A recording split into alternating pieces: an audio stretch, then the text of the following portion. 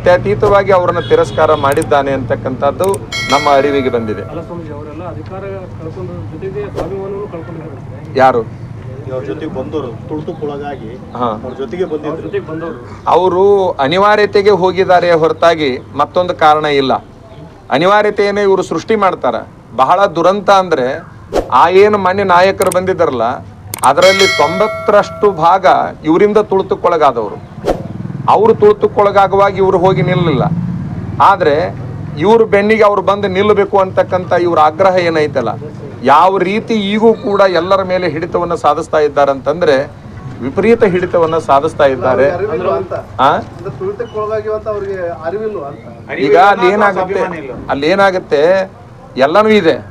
ಅನಿವಾರ್ಯತೆ ಅನ್ನುವಂತಹದ್ದಕ್ಕಾಗಿ ಎಲ್ಲರೂ ಹೋಗ್ತಿರ್ಬೋದು ಅಂತ ನಾವು ಅನ್ಕೊಳ್ತೇವೆ.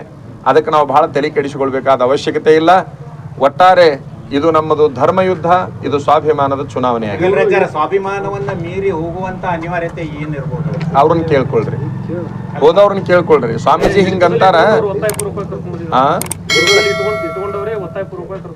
ಮತ್ತು ಒತ್ತಾಯ ಯಾರು ಹಂಗ ಸುಮ್ಮನೆ ಯಾರು ಬರೋರ್ದಾರ ನಿಮಗೆಲ್ಲ ಗೊತ್ತಲ್ಲಿ ಯಾರ್ಯಾರು ಯಾವ ಟೈಮಿಗೆ ಬಂದ್ರ ಅಂತೇಳಿ.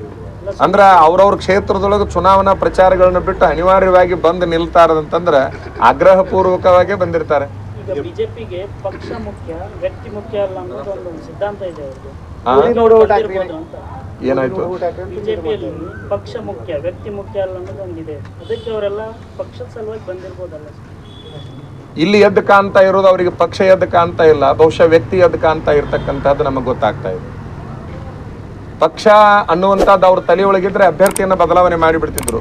ಈ ನಾಡಿಗೆ ಒಂದು ಎಲ್ಲ ಹಿತವನ್ನು ಬಯಸತಕ್ಕಂತಹ ಒಬ್ಬ ಅಭ್ಯರ್ಥಿಯನ್ನ ಅವ್ರು ಹಾಕ್ತಿದ್ರು. ನಾವೆಲ್ಲರೂ ಬ್ಯಾಡ್ ಅಂದಂತ ಸಂದರ್ಭದಲ್ಲಿ ಹಾಕ್ತಿದ್ರು.